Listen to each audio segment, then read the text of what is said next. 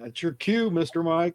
All right. Welcome, everybody, to Talking Chickens number 28, if you can believe it, on this beautiful October the 1st, and we're recording this in the afternoon. We have guest with us today is master breeder of Rhode Island Reds, Bantams. I remember his big Reds. I remember, well, we'll go into that in a minute. So I'm not going to start there.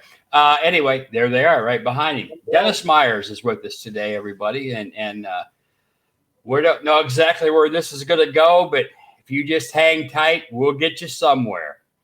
So I'd like to thank you again for joining us. Remember to like and subscribe and share. On that note, please follow us on the M&M page on Facebook. We are 4,996 followers. We need 4 more to get to 5,000. So and do that and hit that like button. It doesn't take but a minute longer or a second longer. Same thing on YouTube. We went over 200, which is for a niche like this, that's pretty cool because we don't do a lot of that other shit, and we don't have we don't put up thumbnails that have, so you tune in and there's absolutely nothing to do with what you just witnessed by sitting and watching it. There's no clickbait. What you see, it's exactly what you get. And if you don't like it, I guess you don't hit that subscribe or that like or anything. That really helps with the algorithms on every station, Spotify and everything. It really helps with that. We are sponsored by Rozier Poultry, as always. www.rozierpoultrysupplies.com. We have a couple other sponsors that will be coming on, but it'll be a month or so. We welcome that. If you happen to see this and you have a business related to poultry and you would like to sponsor us, get in touch with Matt or I. It'd be really cool. Our audience is growing quite well. Same thing on TikTok. And we've got way over 100 subscribers now on TikTok, and I put those up, and it's safe to say that I don't do the things on TikTok that a lot of people do to get them subscribers. It's just chickens. So there you go. All right. So welcome in. Anything else before we start, Matt? Just a couple things from the washing video. I think I put all the links up on our M&M Facebook page so you can follow them. I talked to Caitlin yesterday. The Filipino drop pens, they have a whole container coming overseas, but they don't know when they're going to get here. So tariffs and shipping and whatever.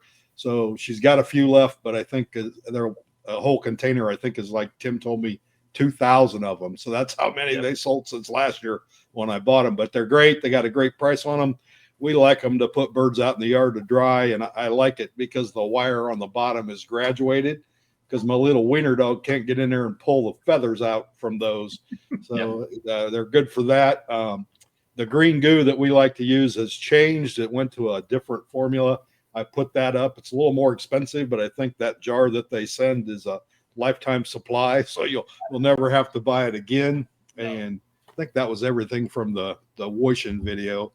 I did want to announce, I just told Dennis, Bob Blosel did a video of the 2002 Ohio National, which was our second biggest show. I think we were over 9,000 birds that year. It was a APA joint national, and I'm working on ripping that and getting that up because there's a lot of great stuff in there. At the end of that video, there's a panel talk of all the premier Rhode Island Red breeders of the time. Dennis, Gary Underwood, Dave Anderson, and Adrian Rademacher, I believe, is up on that panel. So look for that. Hopefully later today. It's upstairs ripping on the laptop, and I think that's all I got, Mike. All right, I got one in the editor, and it's all on the new Eagle's Nest hatchery.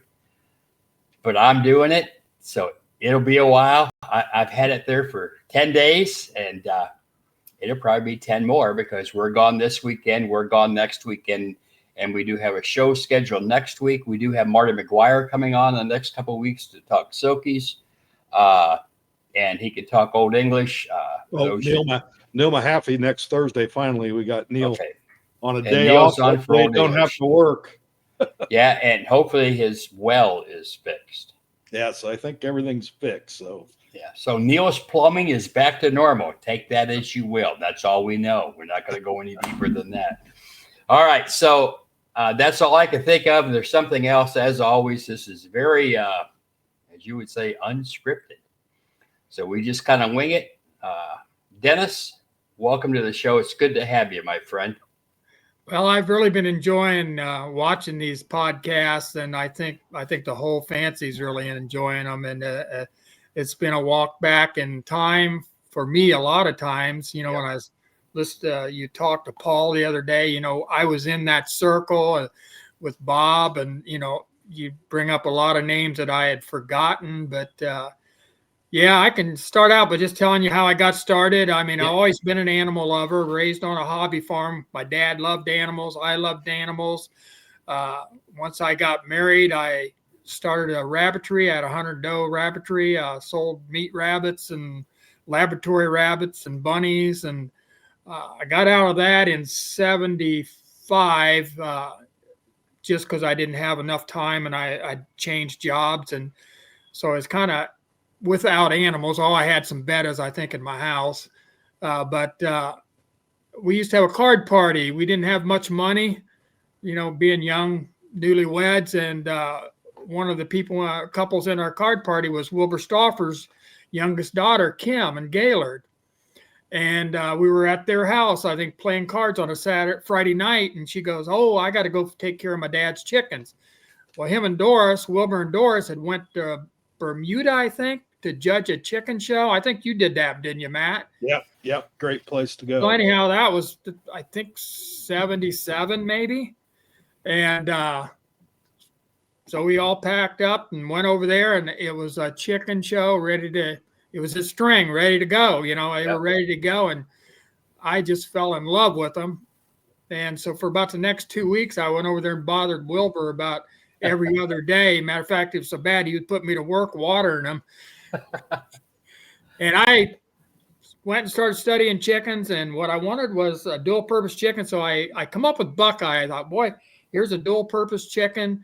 You know, it was developed in Ohio. It'll just fit me good. I'll be able to, you know, eat the calls and get eggs from them. And so I went to Wilbur, and Wilbur said, you don't want to get Buckeyes. Nobody's breeding Buckeyes. He says, get Rhode Island Reds.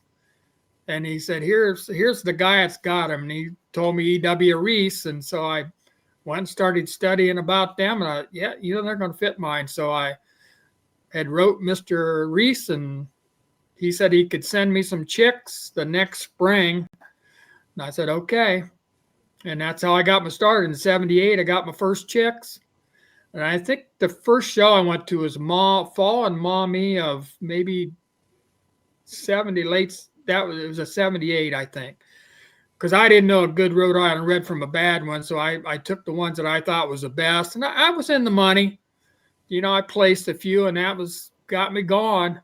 Good. And, you know, I got a couple ribbons, and I couldn't get enough of it. So Lots of shows since then. A lot of shows since then, a lot of good times. I've made a lot of members. You know, back then, you get large file red class could be up to 100.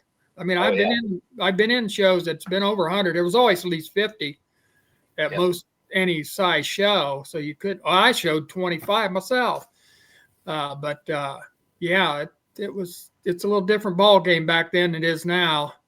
Yeah, we've been commenting about how these old videos even make it sadder, because you see some of these shows and classes where you got, you know, 25, 30 cockbirds. How long has it been since you've seen that? And good ones. It wasn't like there was, you know, a lot of bad ones in there either. I can remember the Lucasville shows down there we'd have in the spring and fall. My God, there'd just be the whole row of reds. And it's just, now we see it more in the bantams. So the bantams have really kicked in, and the big ones have kind of fell by the wayside. But I always said there's everybody with reds, they got about 5 years before they screw them up. So, and you know, and I know from having them that you have to know how to breed it yourself back out of the holes you get into. And I think with a lot of new people, that's the hiccup. Well, I remember what surprised me growing up is that the Reds, they didn't do anything for me when I was younger. I mean, they're just a big red chicken. But like maybe 75, 76 at the Greenville show, Harry Hutton was there. And I was showing big coachings and coaching bantams. And I walked out through there and I thought, holy shit. I mean, they were just, his birds always had that look to them. They looked like, from what I could tell on pictures, that's what they were supposed to look like, or damn close. And they were big, but they weren't over. You know, they didn't weigh 12 pounds for a cock bird. They were a Rhode Island Red. And you got Harry's birds laid. Yes, they did. And They were had 250 to 280 egg birds.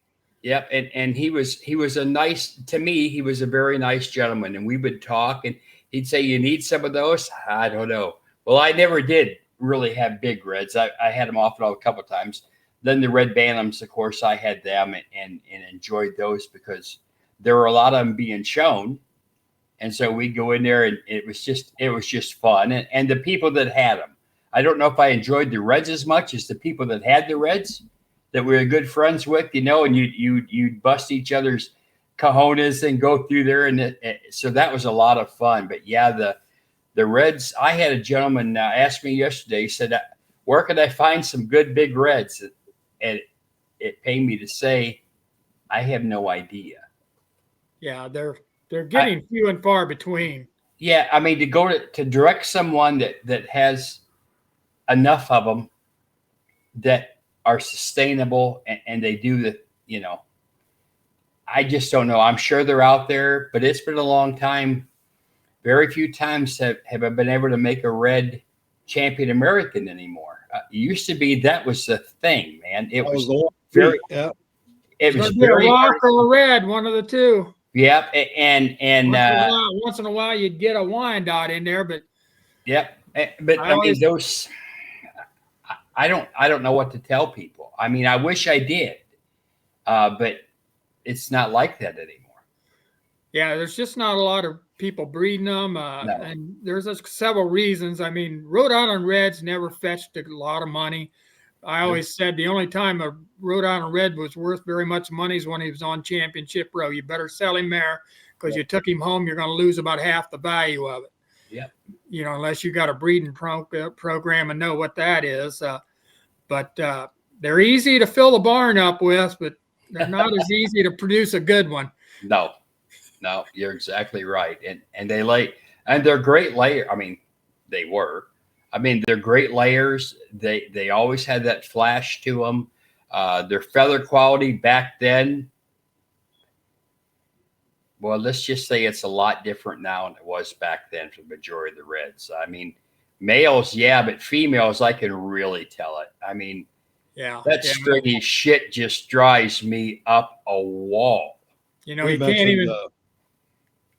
We mentioned a few days ago, back when we were going good with the Red Club, that we had a lot of people that were members of the Red Club that didn't have Reds just because they wanted the newsletter and they liked the club. At this 2002 video, there were several people there that were in the Red Club, worked the red table, but didn't raise Reds. It's kind of amazed me. Mm-hmm. But, you know, we had over 350 members at one time.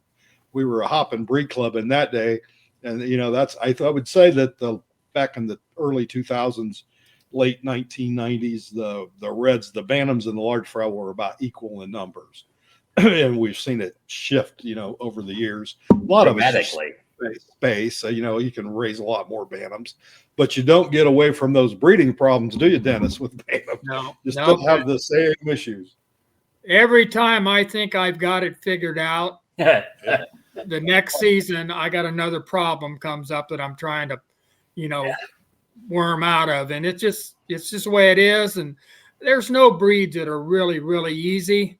No. I don't care. But, you know, I've raised a lot of breeds. You know, Wilbur, I just live a few miles from him. So every year Wilbur got at least 8 birds off of some of the top breeders in the country. And he'd always say, here, take these up to your house and hatch a few. Because he knew when they come to my house, they were going to get conditioned good. But, you know, I had, rose combs from B.B. McBeebe, I had Cornish from Louis Straight, you just to name all the top breeders. And I raised some of them because I got them off of Wilbur and send them, when he got ready to go on the fair circuit, he'd take them back. And, I will say there are some breeds that you can get a higher percentage of quality birds out of. Reds, if I get 20 to 30% that are eye appealing, I'm happy. Yep. And then, we're all looking for that 1 in 1,000. He's the one that's going to turn everybody's head. Even if you don't know anything about it, you're going to like it. Right.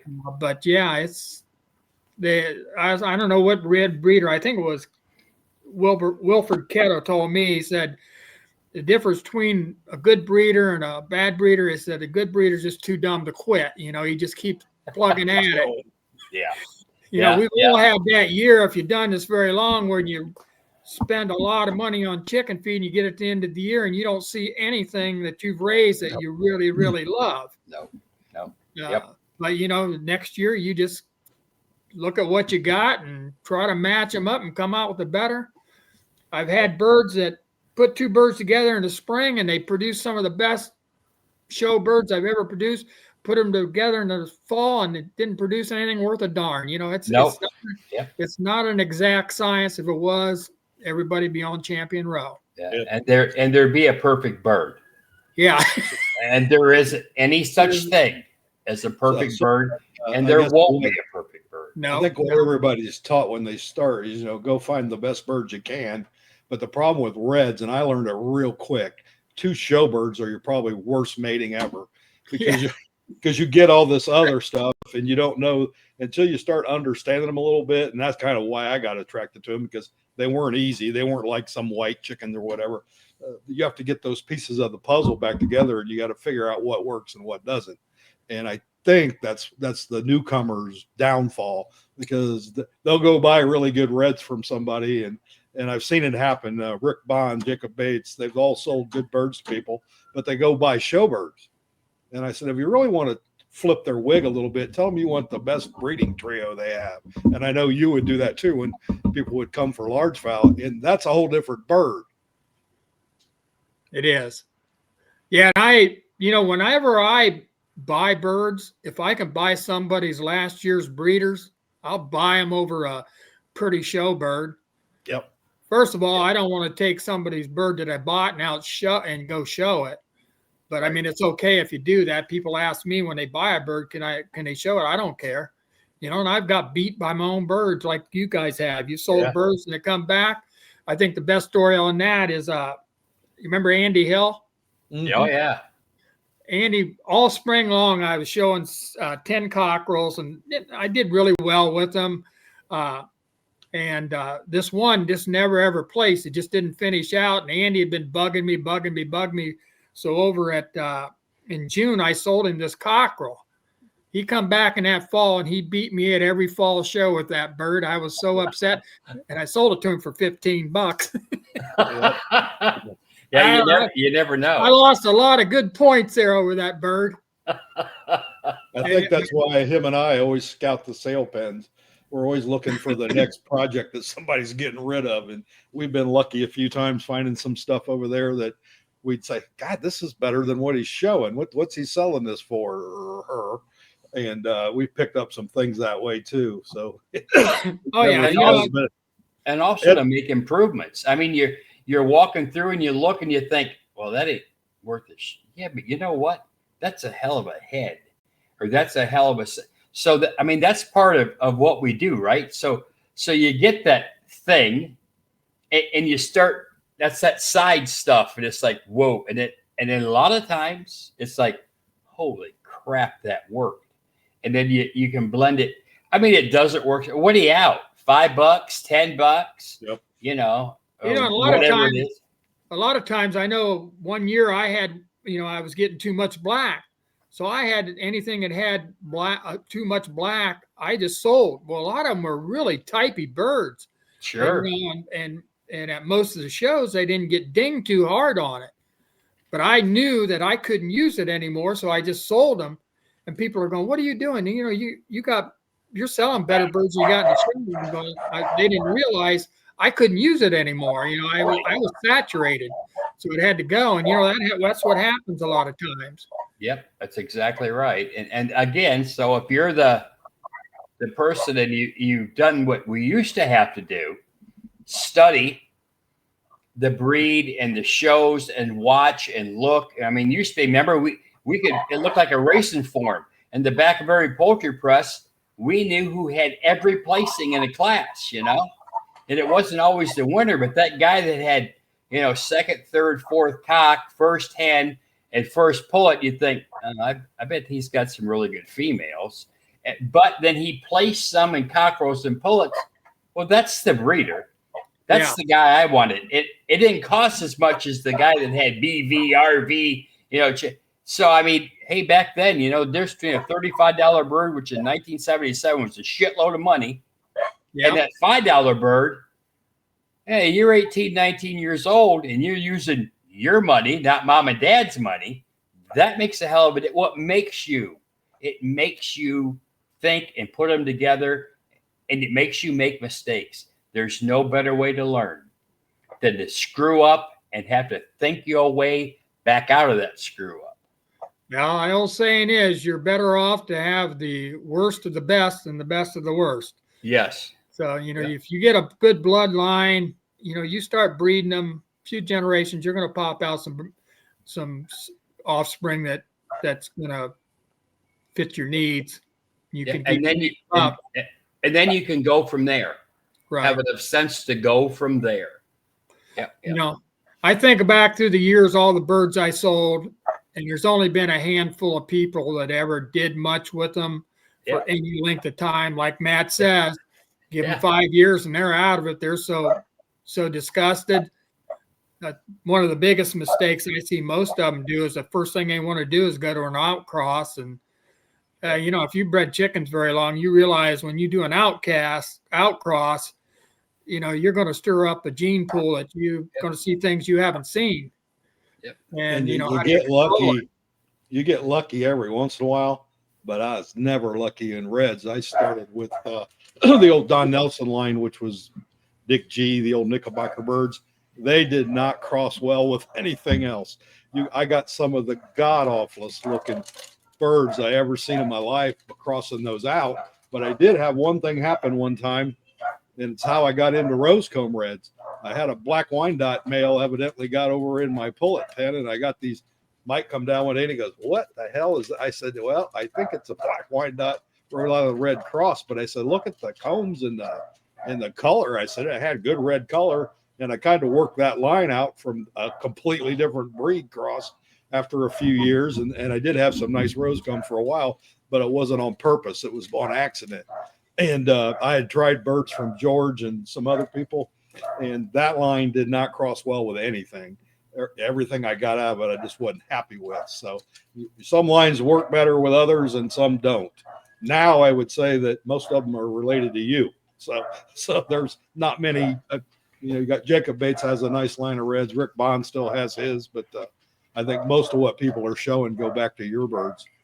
And I haven't really been hardly selling any. I mean, people, get a few off me, but I just kind of quit selling birds. I just not really interested in that part of it. And, my pleasure is like this morning I was out getting my birds ready for the show this weekend. And then I went back out 3 times and changed one cockerel out 3 times this morning, just trying to decide which one I got. It's nice to have birds that you can do that with, but that was fun. That was a lot of fun. I get him. He's looking better now, selling birds to me is just like I'm not even really interested in that. My pleasure is going out there and just the everyday care of them. And I'm not as interested in showing even as much as I used to. There's other things I want to do. And let's face it, we're not spring chickens. Our rule of our life, we spend a lot of inches. So I gotta get busy with this list of things I want to do. Yeah, we say that every year. We're cutting back judging, cutting back this, cutting back that. And it just very rarely happens. But you have to admit to yourself you can't go like you used to go. And I know all 3 of us, we were gone every weekend from 1st of September till middle of December sometimes going somewhere just because that's what we did. But I have had tendency to cut back a little bit these days. I say that we go to Greenville this weekend, Wisconsin next weekend. I think I got one weekend off, and then Arkansas, Columbus. I don't have. I go to Canada. Yeah, he's going to Canada. I took that week off, so it's busy, but I enjoy it. It's the only hobby I got. I kind of give up golf and my tropical fish. I know you had fish for a while, and I appreciate all the work that goes into those because it's nice when you're home all the time, but if you have to go away somewhere, then those become a pain too, like the chickens. So, I'm very fortunate. My brother lives real close to me, so he doesn't mind doing them. But in 23, we went to Alaska, drove to Alaska for 9 weeks and back, and that's when that mink come in and wiped my females all out. I'm just recovering from that. I mean, when I got back here, I had 8 old hens, 4 years and up. That's all I had left in the females. Luckily, it was called my retirement pen. I had it up in another shed, and the birds had done good for me. And right, I just kept them there until they died. And boy, I had to get them old girls gone again. I got 6 of them laying. Had the barn full by the time I went to Florida. Good deal. Yeah. I've had that happen twice, and if nobody's ever experienced a mink attack, there's nothing sicker. The first time I had one was about 2000, I think, but there was 114 birds in the barn, and it killed every one of them. So it wiped me completely out of everything. And if I'd been smart, I probably would have quit, but I never been accused of that. So. And then I did no more and get moved over here in 2012, and I was building a new barn, and I had them in a little garage, and it had a rubber gasket on the bottom of it, and that mink chewed under that gasket. And he didn't get them all, but he should have because there wasn't much left. He got all my pigeons and my chickens, and there I am starting over again. So, when you say, and we can't do is we slow down and we cut down. I think, kind of to your point, Dennis, on priorities, maybe shift a little bit. And I think the other thing is we still can do all them things. It just takes us longer.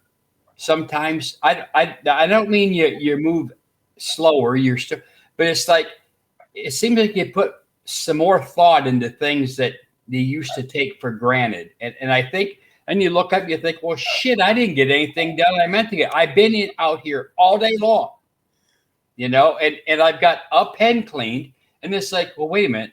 That beak needs trimmed. And next thing you know, you're trimming beaks. And the pen's still there. And in my case, I get all done, think, well, screw it. I'm tired. I'm going in. It's like, well, shit, I come out to feed and water, and I haven't done that yet because I've been doing all this shit. Or I've cleaned all the waters and thinking, why am I cleaning the waters? I did this the day before yesterday. I mean, but I think we still pack a hell of a lot of stuff into a day. And if not the day, then in the week and the month, but it's just, and I think some of that is taking time to enjoy exactly what you're doing, whether we're going to judge or we're going to show or we're just at home or we're doing this, is to enjoy what we're doing, because so many times we look back on thinking how funny something was or how much fun that was.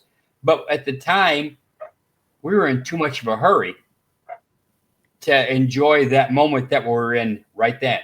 Like you said before anybody come on, before we went live, you're just enjoying the heck out of the day.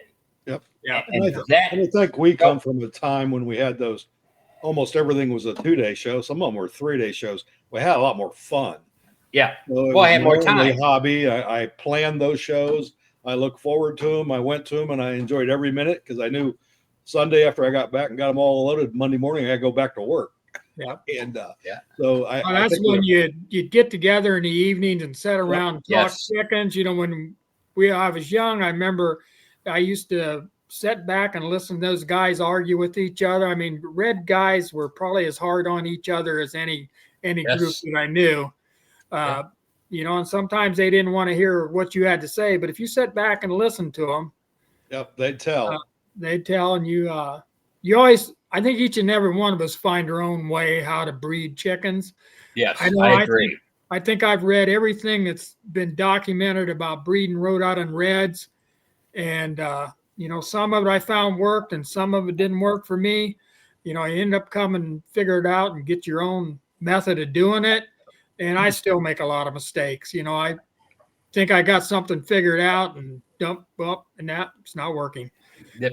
But yeah, I remember those times and curious moments when like sitting and talking to Choice Culvert, sitting and talking to Ken Bowles, just I could go on. We've all sat and talked to those guys. And, fortunately, a lot of those kind of guys liked what I was doing, and they would, give me a lot of free advice. And, I had some good mentors, Wilbur Stauffer, Clell Agler, they got me back on track a few times. Bob, remember Robert Cook? Oh, yeah. Yep. Yeah, Bob was really a good mentor, and I could just go on. There was just so many. Yep. And I'd spend the time, as an afternoon superintendent at Sugardale. I had about 3 hours of the night where it was on automatic pilot. I'd get on the phone and I'd be talking to these guys, and yep. You could talk 2 hours. Well, with Robert Blasel, you could talk all night long. All night long. Yeah. You're on Reds, he's talking.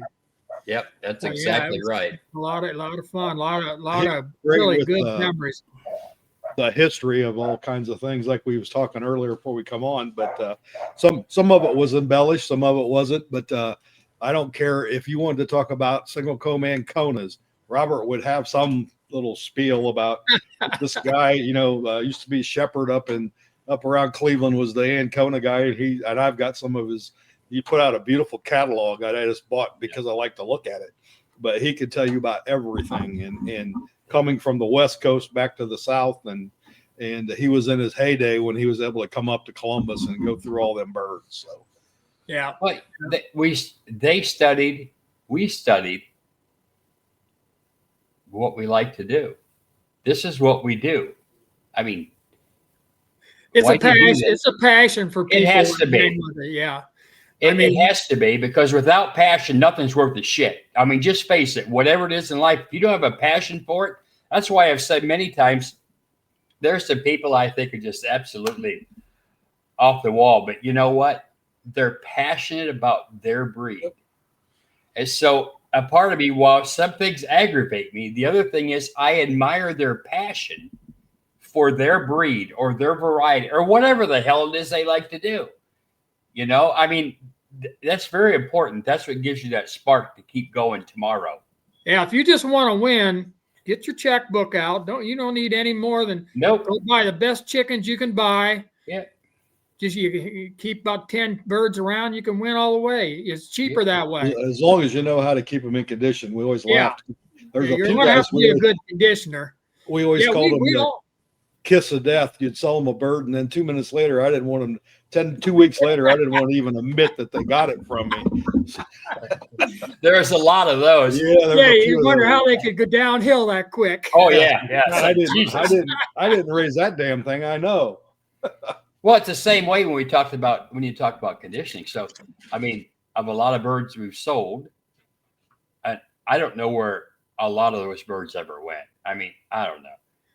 Dennis, how many chicks did you sell in the heyday? My God, you were selling. Where'd they go? 2 years, I sold 3,000 chicks. Yeah, right. Where did all those go? And they were, I got everybody's name that I sold chicks to and what year I sold them. It's almost a who's who. Guys like Lloyd Flanagan, what was a vice president from California, APA. Oh, John Monaco. I could just go on. Melson, I sold them all up and down the West Coast, all over. Yeah, I know there was one time when you said that everything that laid got put in the incubator. Every egg you got, that caused me a lot of problems because I kept a lot of mediocre stuff just to fill chick orders. Right. And where it really hurt myself, probably the worst, is when I let people come here and start picking birds. And Clell told me, he said, "You're gonna stub your toe here. You keep that up." And sure enough, I'd let a lot of good birds go away that year there, but I put a lot of money in my pocket too. I built it. That year that year I was building a 30 by 40 building, and by gosh, they paid for it. So Yeah. That what I was continuing with that thought. So it's like you sell a bird, and we've sold some really good birds. I have a tendency to sell breeders. I don't really on purpose sell show birds. Some of the breeder birds are show birds. I have been show birds. We have a lot of friends that need a bird, then they get a bird. I don't ask any questions. I don't worry about it. Don't care because I can go back. But my thought process has always been, I can sell you that bird. Unless it is so much superior to everything I have at home, which you shouldn't sell it in the first place to your breeder. Or you shouldn't be showing it. I will outcondition you. yeah. You won't. You may get me once, but you will not get me. So that it was kind of a thing, and it kind of freed me up to say yeah or no, or hey, I want to offer you this. It's like no, it's what I do. It took 15 years to get that. Why in the hell am I going to sell it to you for whatever? If not, I'll just sell them all to you. Yeah, we've had a lot of requests for this about conditioning.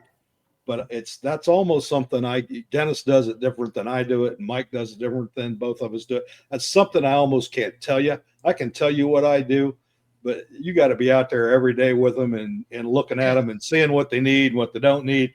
It's not like you can give them a recipe for how to condition a chicken. And you can't condition a Cochin the same way I do my Reds. No. Or a wine. You get a Cochin out on the ground. You get a Cochin out on the ground 3 or 4 days of rain, he turns into a mud ball. Yep. Yeah, exactly. You take a Rhode Island Red, it'll jump in a mud puddle, and the next day it'll shine like a black wind up, same way. Yeah. There's a whole different, and so it has to be geared. You condition Old English and modern's different than what you Cornish. Much different. So it's hard to do a general. Here's what we do to condition. I can walk you through what we do with the breeds that we have, but I think every one of those, you got to get your own system and go talk to the breeders of that breed that you like. And if you want to know how to condition an Old English, go down to Bill Wolf's. Or if you want to do moderns, go over to Vic Sterneman's. Those people know what they're doing with their breed. If you want to do Reds, go see Dennis. So, what works for you, because it's like training horses. There's a few rules that you probably shouldn't break. All right. But in between that, you got guys, and I can name the thoroughbred trainers that are the top in the country. No two of them do it the same. No. And what works for one doesn't work for another. And what didn't, so they'll take a horse from this trainer and go to this trainer, and all of a sudden it comes around and people think, no, it's that horse's system, whatever. It wasn't cut out for that trainer. It wasn't. It's even with chickens, because I can remember Bob having trouble getting those Reds in condition down in that heat and humidity in the South. Yes. So that's a whole different system than what we use up here. So, and I'm sure Adrian, what he does up in the northern Minnesota is different from what we do here in the middle of Ohio. Oh, hell yeah. It all has to be adapted to your own little situation and your own stuff. And that's one I think we have trouble explaining on here. So we can show you how to wash a chicken. We can show you how to feed a chicken, but to condition it, what works for us may not work for you. And you got to get that worked out yourself, I think.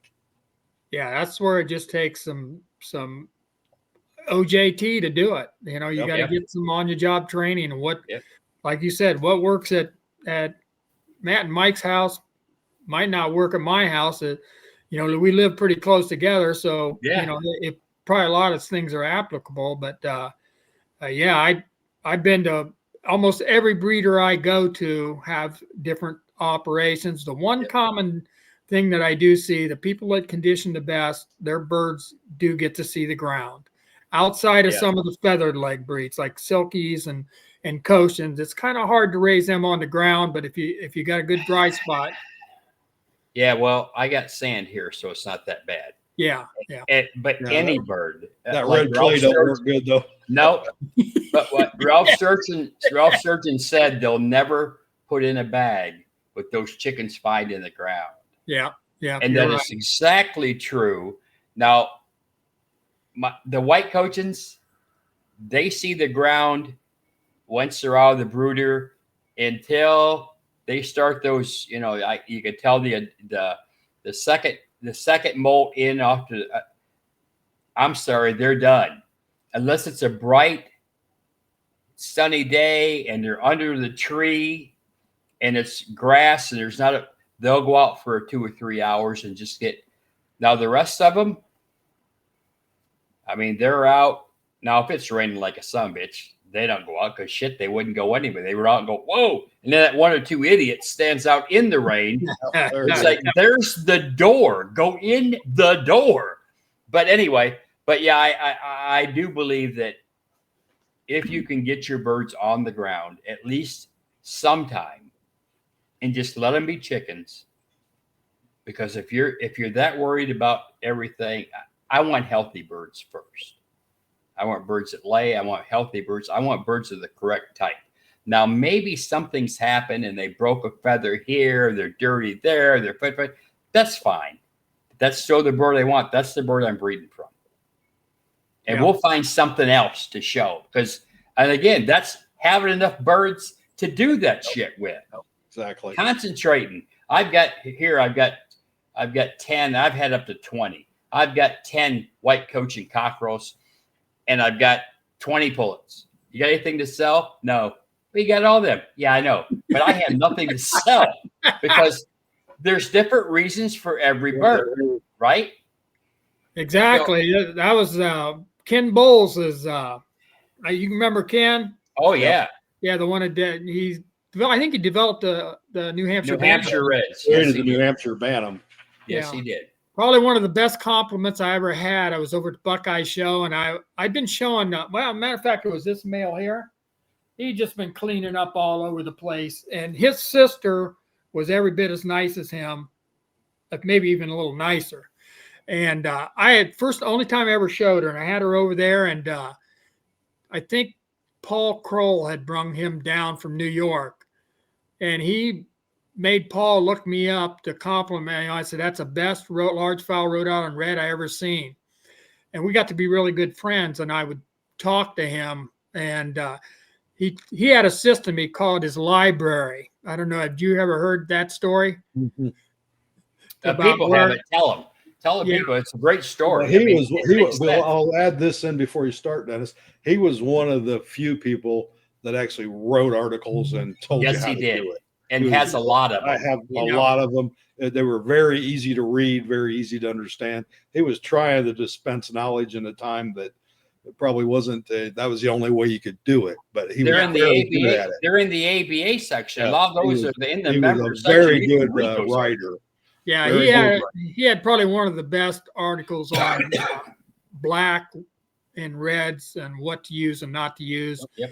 But anyhow, Kenny told me, he said whenever he had a problem, he had a loft in his barn, and he would keep birds that had excess amounts of different things.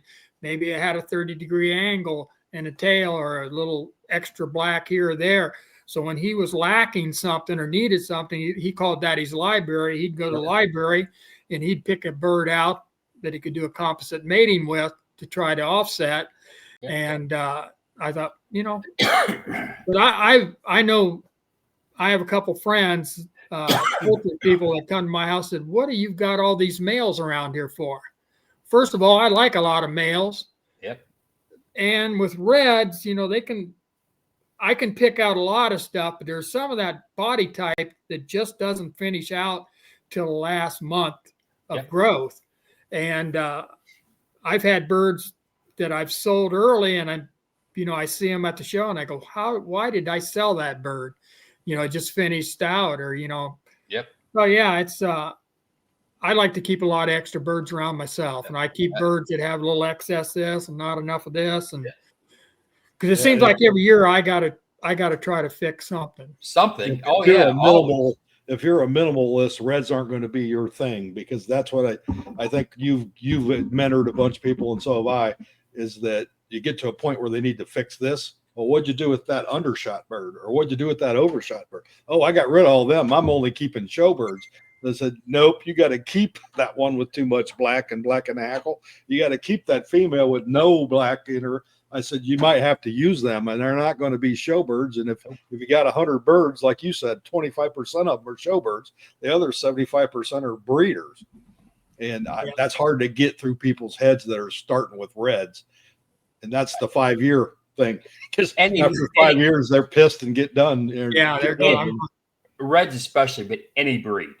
Yeah. If you want to be a breeder, not get your master breeder's certificate, go buy a bird for 5 years, you're pretty much there. But if you want to be a breeder, you got to have stuff to breed from, buddy.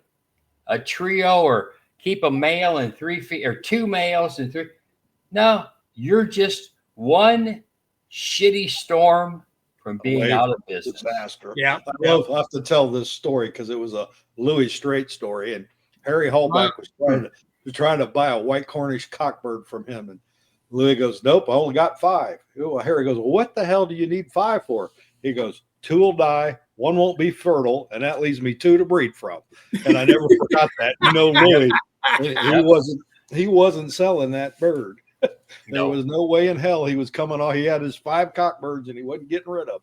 And he probably had 25 cockerels at home, but he never bred from cockerels. He always bred from cocks and hens normally. So, there was a good breeder right there, Louis. Yeah.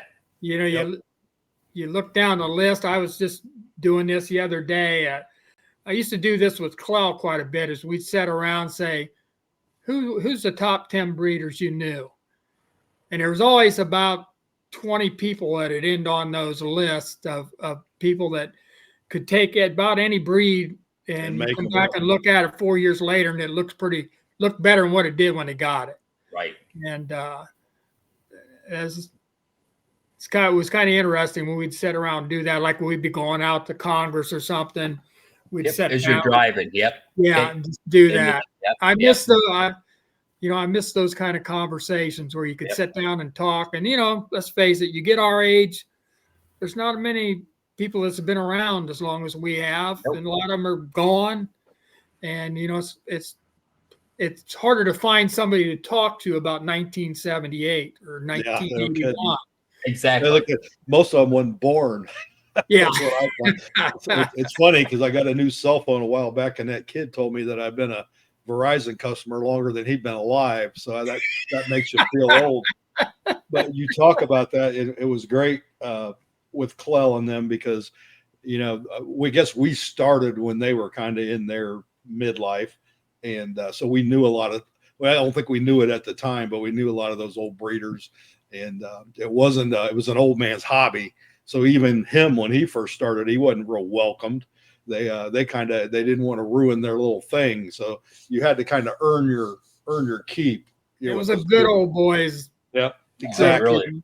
It really was. Yeah. And you've been with the Ohio National, I think, as long as I have. So I think I started setting up in 94 or 95. I go down to help set up when we started the West Central Ohio show because Clell helped us, get that going. And then when 98 come around, we were all down there setting up and kind of been there off and on, depending on whether I'm judging or not over the years setting up. But you've been at it a long time. You've been the vice president for God knows how long. Guys, my first work experience was in 81. And Mike and Clell asked me if I'd stick around to help tear down. I said, okay. Well, I stayed until the end. And then, next year I got an invitation to come down and help set up. And, I just kept snowballing into that. I was too dumb to say no, I guess. Yeah. But it has been a lot of fun watching that show grow. And, it's been a lot of good memories there. And I hope there'll be a lot more. I think we're in good shape. I think the boys that are taking over in his memory, Newt and Tim and you and several of the new ones are going to do a good job. They've got a lot of support, I think, from the rest of the hobby that maybe it wasn't always there. I think it's going to be a new era now. It's going to be everybody wants to see them succeed and continue on. So yeah, it's always been the people's show. It's the Ohio National was not any one person show, although Clell spiked it and built it and he influenced. He was kind of the face of it, but Yeah, you know, but he would always, he had a lot more blood in it than anybody else did too. yeah. I mean, people don't remember there was years that he had to come out of his pocket for money where the show didn't Yep. make enough. That's Yep. when you tell whether a show's what's kind of backbones behind a show. You got to come up and you're like $6,000 in the hole to put on a show. Who's going to come up? And Klaus started out, and him and George, and Carl and Bob Fleming. Well, Bob, when you started saying come out of the pocket with money, Fleming went the other way. Yeah, he was up under the trailer. Yeah, that wasn't him. Bob Fleming was the last one there and the first one gone. Yep. God love him. He was a good guy. He helped me out quite a bit. He pulled a few strings for me. Yeah, I like Bob. So I think it's going to be good. Where everybody think, what's going to happen? I say it's going to be just fine. I said one thing I've known Claude lots of years. One thing he always cared about was seeing that continue. That was priority one. And I said he never took credit for everything. He always give credit to where credit was due, because there's a lot of people behind the scenes that do tons of work down there on different areas, and it takes them all to get it. We found out since we moved out of the hog barn, you got to have somebody run that sale barn. You got to have somebody at the doors taking this and that. You got to have somebody at the front table that knows what they're doing. You got to have somebody in office that can fix mistakes as they come across. You got to put out fires as they come, and it evolved. And it's different from when it was in the hog barn. Mike remembers back then. It was a little more showy then. When we went in '98 over to that other building, it got to be a major operation. Yeah. I mean, you had forklifts and people ramrodding the Bantam pens, and people back there ramrodding the large fowl pens, and it always amazes me how that show goes up. Last year, after we got done with lunch, there wasn't much left to do. The tags were going on, and the shavings were going in, and the cages were set, and that's a lot. That's 7,000 cages in 4 or 5 hours. So that's amazing. We have people come there just to experience the setup. They've always heard about it, and they come and help. And we've been very, very blessed to have a lot of volunteer help. A lot of those people are not chicken people. They just they like the group of people, and they like coming and talking chickens and being with it. You work your tail off, but you have a lot of fun. At least I do. And I think most of them do. No, I agree with you. And unfortunately, last year I couldn't be there because I was judging Arkansas, and this year we can't be there because we're judging Arkansas. But the year before that, when we had the big show, the other big show, the 150th, it was a lot of work. And Matt and I and our asses were dragging. I know. But we and Justin, we come out of there setting up and throwing cages and getting them off. But I tell you what, you talk about different things. Yeah. And not only that, and then you look around, and as you're going through there, but then lunchtime comes. That half hour, 45 minutes, hour, whatever the hell we took, everybody relaxes and just talks. And it seems like when that's over, and it comes 2 or 3 o'clock, you're done. Yeah. Because everybody's really putting it in there. Then it's kind of, they regroup and poof, they go again. I would like to recommend anybody, if you're in the area, in Ohio, Kentucky, Indiana, and you've never been on a setup of a show, well, hell, you could, unless you've been to the High-Nest, you can't ever been on one of this magnitude every year.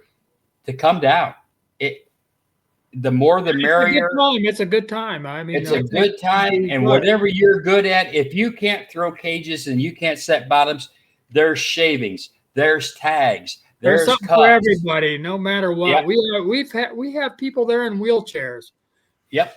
Look at the crew that sets up the trophies. That's an operation by itself. Yep. Yeah. Them ladies over the years, Rose did it for years. Now Angie's doing it, but just to get that so it doesn't fall down is a major thing. And all the decorations. I mean, there's there's just so many hours involved with that people don't realize when they walk through them doors on Friday morning that, this just didn't happen. There's lots of people that put that on. And there's food. The food's always great. So you look forward to when it's, hey guys, time for lunch. Oh hell. Yep. I think Dennis everything. The last time we was down there. I think so too. I mean, just eat. That's a lot of people. It's a carry-in. I make a few dishes. I mean, I could go on. Just a lot of people do it, and it's just it's all about the camaraderie and having a good time and making something turn into something. And I've had a lot of good memories there, and I hope to have a lot more. And Clell wanted to go on. We're going to make her go on, and it's the people's show, and we're gonna keep going because I've seen Clell get tears in his eyes when he just sat there and be watching all these people enjoying, like the 150th. Yeah. He was noticing a guy. I'm not trying to think who it was, but Clell knew it was going to be his last show, and this guy was so happy that someone brung him there. And but we could go on about those kind of experiences, or you see that breeder that's been working hard and he gets one up on Championship Row there. I mean, that's a rite to passage, if you get one up. I mean, I've been looking. Big deal. Yeah, I've been working hard with these Bantams for a lot of years, and I've only had them up there twice on Champion Row. If you can get up on Champion Row at Ohio, you got a good bird. Yeah, in 50 years, maybe 2 or 3 times for us too. So that's it's twice not that way.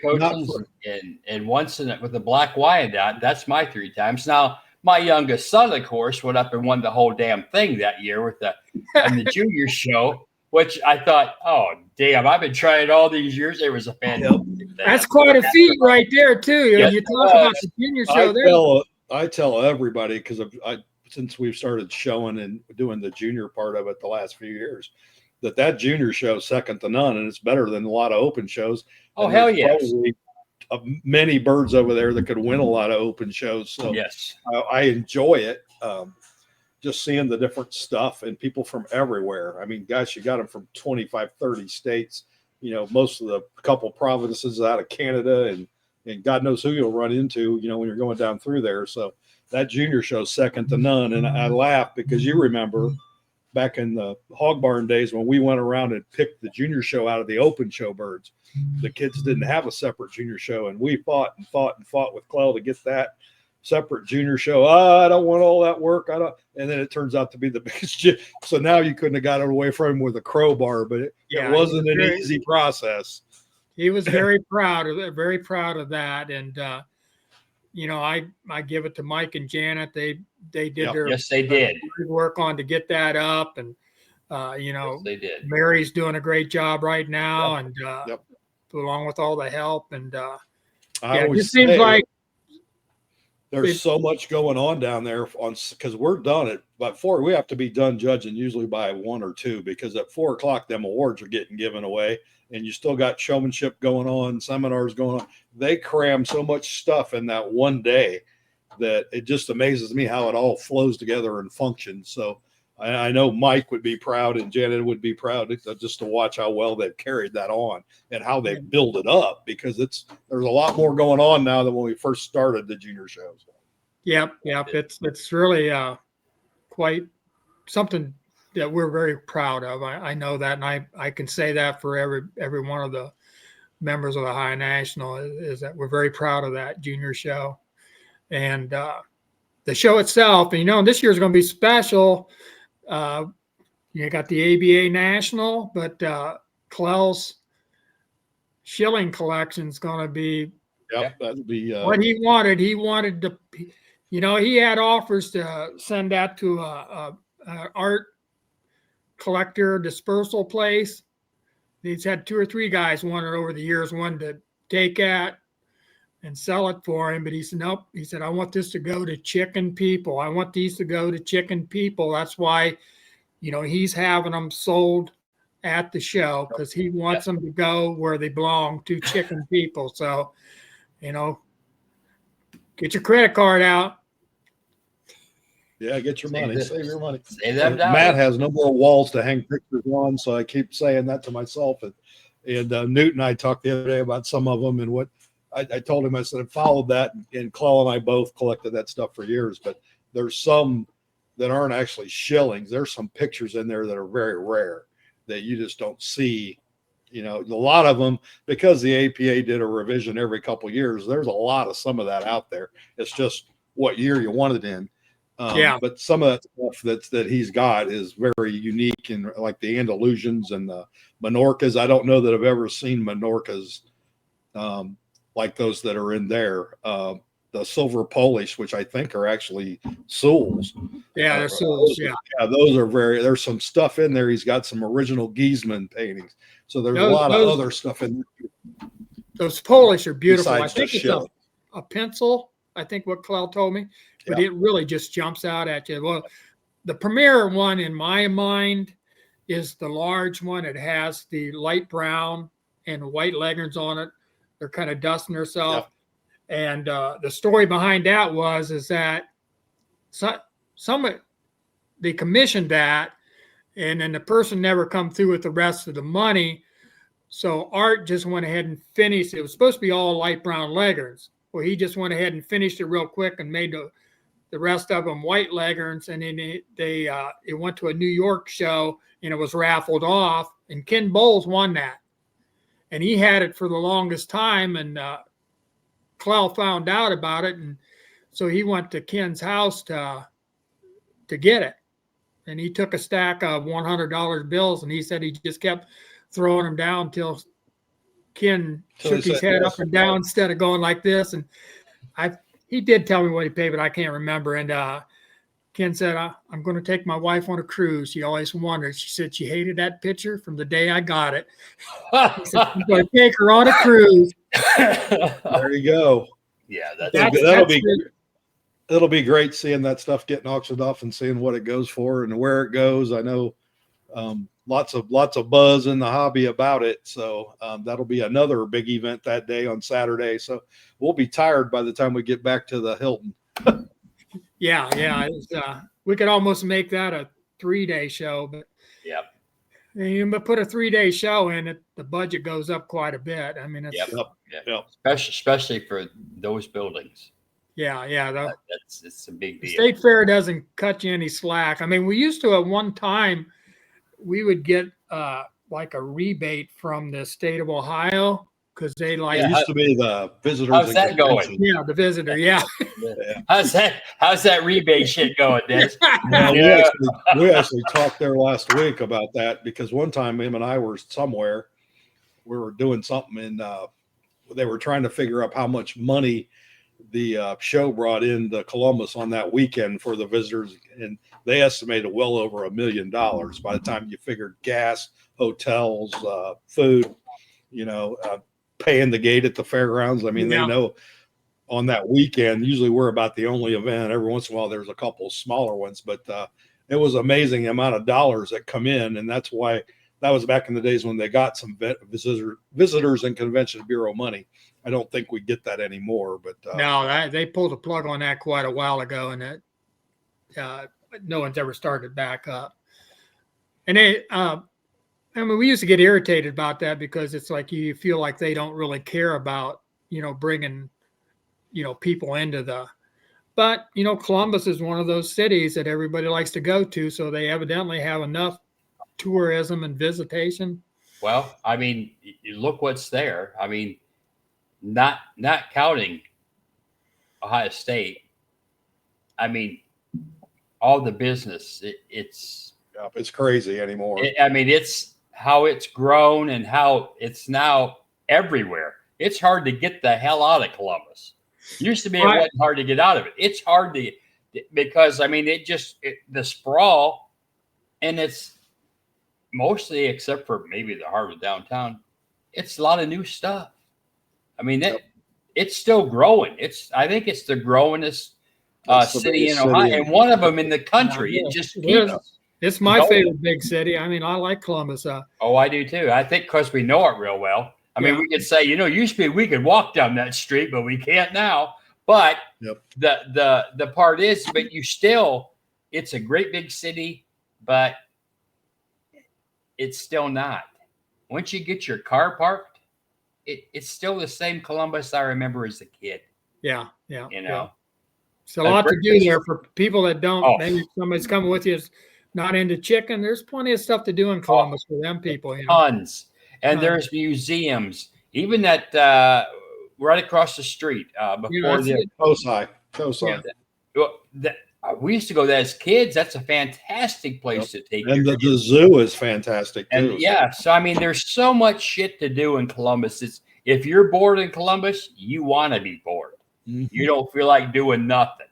I know we looked at moving it there when the convention center pulled the plug on that money, and then they shortly, I think the next year after it, they raised our rent.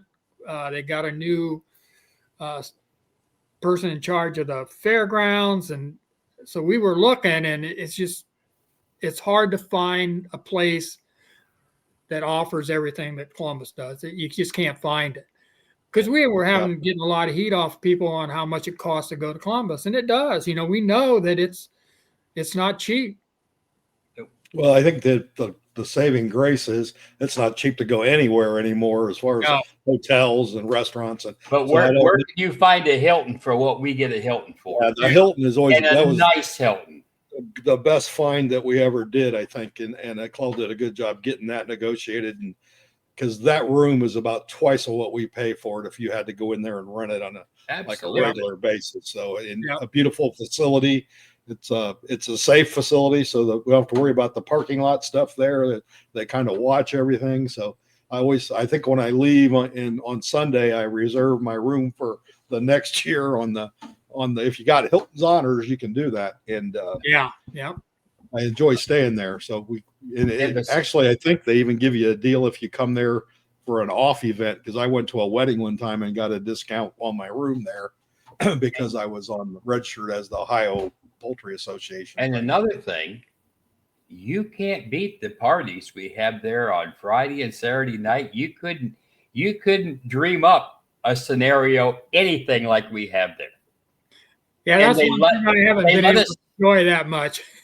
They let us do it. That's the thing. I mean, they know the money that's coming in, and they let us do it, and it's just marvelous. You feel like a hammerhead most of the day on Sunday and Monday and sometimes Tuesday.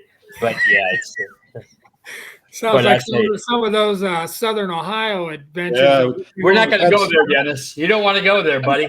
No. Needless to say, everybody. Southern Ohio stayed down there. Needless to say, everybody, we have partaken of friendship and camaraderie, and every now and then a beverage, many times together. And basically, stories for another time. Yes. Yeah, there we go. The whole point of the thing is, minus the beverages, the conversation isn't a hell of a lot different than what we do right here. You're right. It's just... and that's the same way at every show that we're all at. Hey, that's what it is. And that's what makes, when you could say, our friend, my friend, you know why? Because they are. I mean, we've been through some shit together. We've had some really good times together, but we've maintained a course. Yeah, I was thinking back on when I think I enjoyed the poultry shows the most is when I was first getting started. I didn't have enough money to get a motel, so I stayed in the truck with the chickens, and we'd usually parked at the fair, wherever the show was at the smaller ones. Well, at Columbus, you could stay in the O'Neill building. Remember when they had the bunks? Yep, I did that. I've done that when I was younger. Yep. Yeah, that's what I stayed in, those bunks, and you know, Sherilyn had packed me a lunch for 2 days, so I didn't eat out much, and we'd set up and talk chickens all night long till you were too tired, and then you go to sleep. Yep, and you get up and do it the next day. Now we're doing a little more high class. We go to the Hilton and we sit in the bar. And we put our pinky in the air, but other than that. We're the same people that we were, because we could go back to doing that shit if we had to. We have That's progressed. the thing. We have progressed. We have evolved a tiny bit today. Oh, that's fantastic. Yeah, were the good old days, and I think about some of the people who are no longer with us that we enjoyed their company, and yep, we're the old ones now. Yeah, I know, it's scary, isn't it? Feels weird, don't it? I don't know. I was telling someone, I said, this old bastard, and they looked at me and they went, and I said, I don't say it. I know. Now we're the old bastards. Mike said something last week, and I think I got to keep thinking about that as I answer about 40 or 50 emails, messages, and questions after every one of these. Is you got to put yourself back to that day one, because we been at it so long, we just assume everybody knows everything. And I can remember when I first started, hell, I didn't know the difference between a cockerel and a pullet. And Wilbur had to tell me that. So you have to go back to that mode and not get short with people, which sometimes you have a tendency to do after you've been in a long time. So I've actually backed it up a couple notches and been a little nicer than what I probably am some other times. But hopefully we're helping them out. And from all the compliments we're getting and followers from these type of things, because they say this is just like sitting at a chicken show. I said, well, that's what we wanted it to be like. It's a shame we couldn't got Ken Bowles and Clell and Harry and Wilbur and some of those other ones on here just for posterity, Louis Straight, to have them recorded. But we're working on getting the ones we know and the ones that can do it on here to give a little talk. And a lot of those old guys, they didn't really want to get on to something like this. You might not be able to get them. I could think of 20 people right now I'd like to go see and have an hour with and ask them some of the things that I didn't ask them. Yep, exactly. We could all say that. They took a lot of that knowledge with them. Not everybody wrote a lot of stuff down. I used to write a lot more than I do now. I started writing a book on Reds. I should get busy and finish that. But it hasn't materialized. But that's why this is here. So we don't have to write now. We can just say it. Because I always said, you get into a stream of thought and you just keep going. Well, if you get into my stream of thought in the way that I'll start writing stuff, but next thing I know, I'm writing something else. And then I think back to that. And I think, geez, I don't know if I could follow that. Now, if I could find a program that I could just talk and have it, well, maybe an AI, put shit in the right order, that'd be all right. But my goodness, for my brain, because as you're saying something, then you hit a point and you think, you know what he told me? And you go back. So now you're somewhere completely different than where you were, and you got to find your way home. So I find myself doing that. And I try to write stuff down when it's on my mind, things that, I'll be thinking about something. I go, oh, this guy told me that, or this guy told me that, or, like talking. I didn't get to talk to Ralph Sturgeon a whole lot, but the few times I did, he always left me with something that was embedded in my mind, because he was what I call a common sense guy. Had a lot of common sense, and there wasn't a lot of wasted words. So I kind of put him and Ed Miller in the same category. So if Ed was telling you something, better listen, because you're not going to get a whole hell of a lot of it. And usually what he's telling you is pretty important. And Ralph was the same way. George and I would banter on for hours, but when George talked chickens, you better pay attention, or waterfowl or whatever it was. But George should give you that look. When we knew George well enough, he'd be, then all of a sudden he'd kind of give you that stare. It's like, well, I think something's coming. I need to know, because he's going to say it. Not that dirty joke I've heard 15 times. Oh, no. He always had enough of those. I got one for you. Okay. That was good times. But, that's all kind of sad, and those were good times. But I'm happy that we were there. Yep. I'm happy, even though we didn't do some of the things we should have did. We didn't write the stuff down. We were still there. It's still in there. Yeah. And we are privileged to have lived in that era. To me, when I see some of those cars, from the late 60s that we had, and it's out there, and listen to the music, which I still listen to. It's like, what a time we had to be alive. Yeah. You know? Well, I think back, we're looking at this whole chicken show evolving, from when we started back in the 70s to where it's come now. We've seen a lot of different changes. And, I just think in the last 10 or 15 years where it's gone to, I try to think what it could be like, could it end up be like a carrion show, like a rabbit show? Or it seems like now a lot of people want to go do the show and go home, do something else. I hope that waits. I hope that's I hope I'm dead before it gets to that point. A lot of our fairs when I started were carry-up fairs. So, and I can remember Wilbur coming in and him and Doris carrying the birds up. It put on a lot neater spectacle, but it was a whole lot harder on the people doing it. And it didn't put on an exhibit like we have now where everything's like all the rocks are in one spot. And so I think we've seen the advent of double shows. I remember when the first one happened, and Clell and I were judging together, and he was just having a fit. Well, this is the dumbest thing I ever heard of. Now almost all of them are double shows. So, and sometimes we go to some where there's 3 and 4 in a weekend. I guess there's advantages of that, and there's disadvantages. The disadvantage is that learning part of it. So you're in and out of there, and unless you go to specifically talk to somebody, they don't have time to talk to you, number one. Number two, you're not going to get a very in-depth analysis. And I think that's missing in those shows, that you just don't get to learn much. Yeah, so I get it. It's a double revenue for the show. And, a lot of people think there's money in show setting up. There is. We put it in there, Dennis. All the money in there's the shit we put in. That's the money in chickens, buddy. If you want to make money, don't start a poultry show. No, exactly. Now that cages are $90 and $100 a piece, I don't know how you'd ever go about starting one from scratch, because it would be so long to pay back. It was bad then, but it's even worse now. You're not going to get anybody to hold a note. No. That long. And finding used cages is hard. There's not many of them left. They've all got bought up. So, all the ones that had a lot of cages have all sold them off, if they're no longer having a show, because you had a couple Wolf and that show, the Connorsville show, and then Lucasville going down, and, a couple others. There's a ton of cages went every which way. Yep. Yeah. Yep. We've, you just think back through the years, the shows that's come and gone.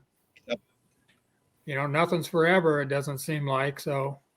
No, and we've got several of them now just hanging on by a thread. They just have a few people running them. So we pray that look at Knoxville. I pray they find another building, because there's only 3 or 4 people there that are active in that club, and now they lost that location, which is where all their cages are stored. They're going to have to then start hauling them around, and then that gets to be a problem. So yeah, it is. It's there's a lot of shows that are fragile. Let's put it that way. Just lose one person, or a connection with coops or whatever, and they could be out. Yep, that's why I say always appreciate them. Thank your show secretaries, your shows, because we all volunteer for this stuff, and nobody wants to hear complaints all the time. So I always try to thank the show secretary when I'm leaving, and that we had a good time, and thank you for putting it on, because sometimes that just gives them a little push to keep going. And if you got a time, if it's half an hour, stay and help them tear down, or if you get 10 minutes, take some cups out and move some stuff. At least do that. At least do something. Yep. Every little bit helps. Yeah, it does. So yeah. All right, Mike, you guys got anything else? We're at about an hour 18, so I'm running out of ideas. Oh, I got a lot more ideas, but I think I have to go to the bathroom and have a smoke. There you go. Well, thanks for coming on, Dennis. We've enjoyed this. We had 20 minutes. It's been a lot of fun. It's been a lot of fun. We had 20 minutes with Dennis before we turned on the camera.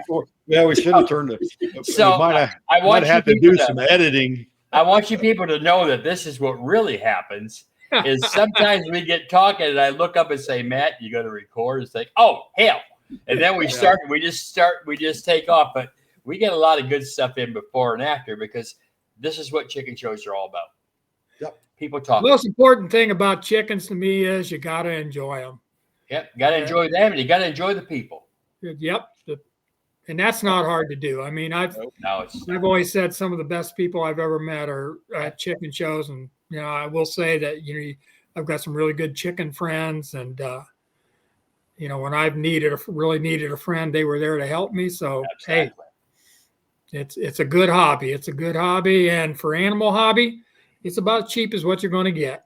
Yep, exactly. I've got some friends that got horses, and I'll tell you what, they can keep those horses. And dogs. Let's not talk about right. About them. Yeah, boy, that's the thing. Old saying in horses, and unfortunately, it's getting truer and truer. Is you don't ever want to be the last one to own a horse. You can be the last one to own a chicken because garbage comes every Friday. I'm just saying. I'm not saying I'm not condoning that's how you do it, but I'm just saying I have heard of people that do this stuff. Okay. Yep. So I know, Dennis, it's been really great having you on. Well, keep up the good work, guys. I've really enjoyed these, and I'm sure everybody else is too. It's nice to. This is just like sitting in that little group at the chicken show, like the old times, sitting and talk about old things. Although we probably didn't get quite all the subject that we might get at one of those circles, and some of the language we might get. But hey, we got Greenville this weekend. There we go. We'll be there. I'll guarantee there'll be some circles going on there with a little bit of chatter and talk. Plus, we have all that waterfowl there this weekend. We got a lot of waterfowl this week. It's gonna be a great show. Well, it's going to be a good show, like it always does. That group really does a good show. They've been doing it forever. Nice facility, nice location. Yep. Doesn't get much better than that. How blessed are we in Ohio to have the shows? And it looks like good weather too. Yeah, that's the nice thing too. It's going to be a great weather weekend too. Yep. It's going to be really nice. I know I'm all excited. I'll be heading over there Friday. So are we. So are we. We joked with Amanda when she was on a couple of days ago that we're usually the first ones there. We usually roll in at about 11 because he comes out about 9. Then we piss around and we thought, hell, let's just go. And there'll be somebody there to let us in the door. So we're usually the first ones there. It's usually Amanda. Okay, go ahead, guys. It'll probably be 2:33 by the time I get over there. Yeah, you already. Yeah. It's about 3.5. I have nothing else except remember, like, subscribe, and share. If you get anything out of this, to get ideas, any comments, send them on. Yeah, just send them on. If you want to buy coaching, send your things to Mike, not Matt. Matt has Chanticleers. Yes, and if you want to buy coachings this year, contact me next year. There we go. Get on the list. I don't. That's where I'm at. Neither one of us do much selling anyway. So I know we raise a lot of them, and it's not being selfish. Someday you'll understand. Exactly. If you stick around long enough. Because sometimes Mike gets a burr, and they'll be back in the sale pens. Yeah, I'll say for sale, and there'll be a whole shitload, and I don't think there's going to be this year. Or you'll probably see me in the sale pens because I got a couple ideas. I got 2 new projects coming, so I got a couple ideas. Oh, baby. I'm cutting back. I'm working on my project to work on the perfect rose comb Rhode Island Red head. There you go. I had that male one time, and Clell said that's the best headed rose comb male I ever seen. Quit showing the thing or it's going to die. Guess what happened? You showed him, and he died. I showed the shit out of it, and it died. I think he cursed me. I'm having fun with it. Yeah, you got to have that. You could be. That's what it's all about. Enjoying it. I've kind of got a similar project, Dennis, but it's rose comb white leghorn bantams. So, God, they got some horrible looking heads. But then every once in a while, you get one and think, that's it right there. Like his picture that's going to be in the auction. I got a couple, but there's probably 40 that aren't. Yeah. Well, one All thing. All right, we'll see you guys. All right.